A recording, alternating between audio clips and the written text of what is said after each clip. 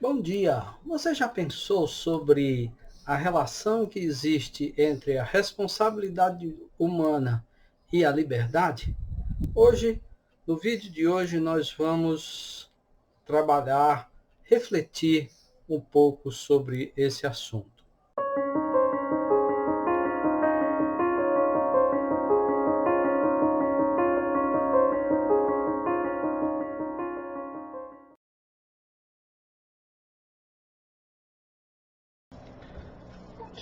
Bom dia! No vídeo anterior, tivemos a oportunidade de falar sobre a predestinação e a eleição.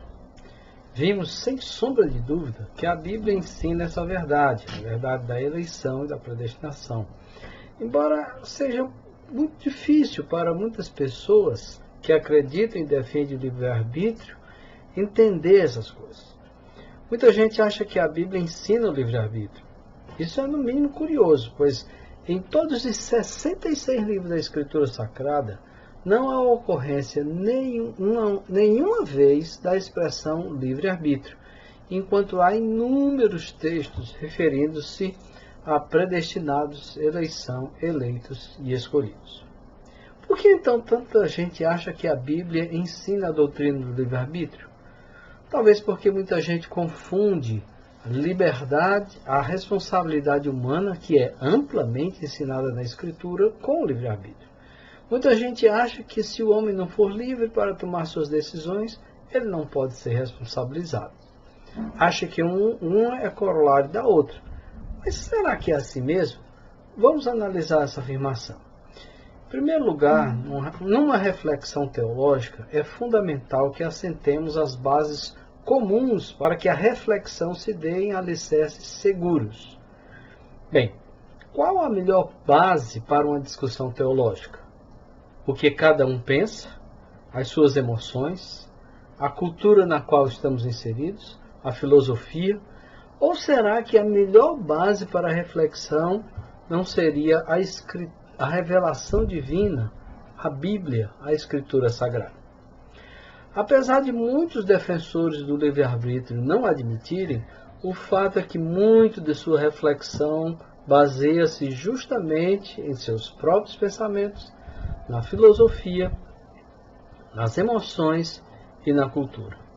Ora, todos esses elementos são falhos porque são mutáveis e variáveis. É certo que convicções são mudadas.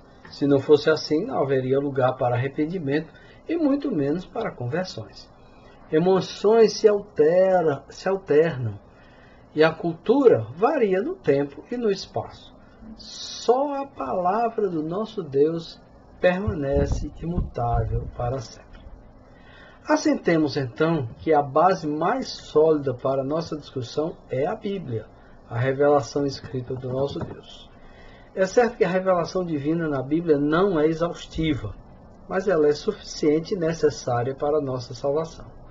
O propósito da Bíblia não é ser um livro de história ou de ciências, mas apresentar o Evangelho da salvação em Cristo. Então, tudo o que precisamos para a nossa salvação está na Bíblia, não sendo necessário recorrer a nenhuma outra fonte para que ela seja alcançada. Vamos começar nossa reflexão com um ponto consensual. O homem tem responsabilidade diante de Deus, ou seja, o homem responde a Deus por seus atos. Essa verdade está estampada bem no comecinho de tudo. Lá em Gênesis, no capítulo 4, versículo 7, vemos Deus falando a Caim: se você fizer o bem, não será aceito? Mas se não fizer, saiba que o pecado ameaça a porta. Ele deseja conquistá-lo, mas você deve dominá-lo. Ou seja, o homem tem que ter essa responsabilidade de dominar os seus pecados. Capítulos 7 e 8, bem como o capítulo 28 de Deuteronômio, advertiam aos hebreus retirados pelo Senhor do Egito a obedecerem fielmente aos mandamentos. Caso fossem infiéis e se desviassem, duros castigos viriam sobre eles: doenças, inimigos, secas, gafanhotos, etc. Embora o homem tenha responsabilidade, Deus usa os meios humanos na história para realizar os seus propósitos, mas tais meios não envolvem coerção. Deus, inclusive, efetua sua vontade mesmo através das ações pecaminosas e desobedientes dos homens. Vejam só esse trecho de Gênesis 45, da história de José, né? Versículos 5, 7 e 8. José quando José se revela a seus irmãos, e os irmãos ficam temerosos da vingança de José contra eles, então José diz: agora não se aflijam, nem se recriminem por terem me vendido para cá, pois foi para salvar vidas que Deus me enviou adiante de vocês. Mas Deus me enviou à frente de vocês para lhes preservar um remanescente nessa terra e para salvar-lhes as vidas com grande livramento. Assim, não foram vocês que me mandaram para cá, mas sim o próprio Deus. Ele me tornou ministro do Faraó e me fez administrador de todo o palácio e governador de todo o Egito. Em Gênesis, lá no finzinho, o capítulo final, capítulo 50, versículos 19 e 20, José diz assim para os seus irmãos: José, porém, lhes disse: não tenho medo. Estaria eu no lugar de Deus? Vocês planejaram mal contra mim, mas Deus o tornou em bem, para que hoje fosse preservada a vida de muitos. Outro trecho que nós vemos sobre a responsabilidade do homem, mesmo através de suas ações pecaminosas, fazendo o que Deus determinou, está justamente na traição de Jesus e na crucificação de Cristo. Em Lucas, no capítulo 22, versículo 22, Jesus diz: o Filho do Homem vai, como foi determinado, mas ai daquele que o trai. Embora Judas estivesse cumprindo um propósito divino, ele foi responsável pela traição. A crucificação de Cristo, certamente o crime mais hediondo da história, ocorreu dentro dos limites do determinado desígnio e presciência de Deus. Porque os que o crucificaram fizeram tudo o que a tua mão e o teu propósito determinaram. Isso é o que diz Pedro no seu sermão, logo após a descida do Espírito Santo, que está lá em Atos, capítulo 2, versículos 23, e no capítulo 4, versículos 27 e 28, tudo conforme João, capítulo 19, versículo 11. De uma forma absolutamente misteriosa para nós, o Deus soberano realiza os seus propósitos através das ações humanas. E são os homens que escolhem realizar tais ações, e por elas eles são responsabilizados. Então nós vemos aí a soberania de Deus e a responsabilidade humana funcionando, para e passo de uma forma misteriosa que só Deus compreende. Funciona mais ou menos, fazendo uma metáfora, como as duas pernas. As duas pernas. Nós precisamos das duas pernas para andar. Então, responsabilidade humana e soberania de Deus estão presentes na Bíblia. Nós não sabemos, talvez, como conciliá-las, como harmonizá-las, mas diante de Deus isso tranquilo, não tem nenhuma dificuldade. Nós temos dificuldade devido à nossa limitação. Mas essa questão foi só para compor o quadro. O objeto da nossa reflexão hoje é a relação entre liberdade humana e a responsabilidade humana. Entre o pretenso livre-arbítrio e a responsabilidade humana. Precisamos deixar claro que a Bíblia nunca afirmou que o homem só é responsável porque ele é livre. Por mais chocante que essa afirmação possa parecer no primeiro momento. Calma lá que nós vamos explicar. Dizer que não pode haver responsabilidade sem liberdade é uma falácia, um engodo, um jogo de palavras. Pois na vida prática o que nós temos é justamente o contrário. Ou seja, a realidade desmonta essa teoria. Vamos raciocinar. Em primeiro lugar, me responda. Quem é absolutamente livre? Você que está me ouvindo, faz somente o que você quer na sua vida? Você não faz nada por obrigação? Você não faz nada por dever? Então, ninguém é absolutamente livre. Então, ninguém tem absolutamente esse tal livre-arbítrio. Por quê? Justamente por causa das nossas responsabilidades. Desde o momento em que nós começamos a nos relacionar com os outros, nós passamos a ter responsabilidades, que são os deveres, e a gozar de direitos. Um servidor público, por exemplo, tem uma série de obrigações. Se ele fosse livre, como dizem por aí, por que ele deveria ser responsabilidade se ele descumprisse qualquer dessas obrigações?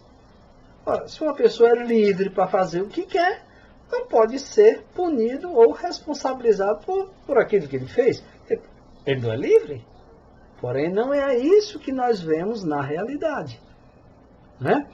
Por quê? Porque ele responde pelos seus atos justamente porque não pode fazer tudo o que quer. Ou seja, não tem livre-arbítrio. Mas justamente porque a sua vontade está cerceada por um poder externo, a lei e os regulamentos. Ou seja, são justamente os limites, aquilo que cerceia a vontade de cada um de nós, que gera a responsabilidade. Uma pessoa só será punida se transgredir esses limites. Se eu, mesmo contra a minha vontade, não os infringir, não serei responsabilizado. Se a minha vontade é cerceada, logo ela não é livre. Assim, em sociedade não existe livre-arbítrio, justamente porque há leis e regulamentos. Uma sociedade na qual todos só fizessem o que desejassem e não o que é necessário ou obrigatório fazer, seria uma sociedade caótica e essa sociedade não sobreviveria.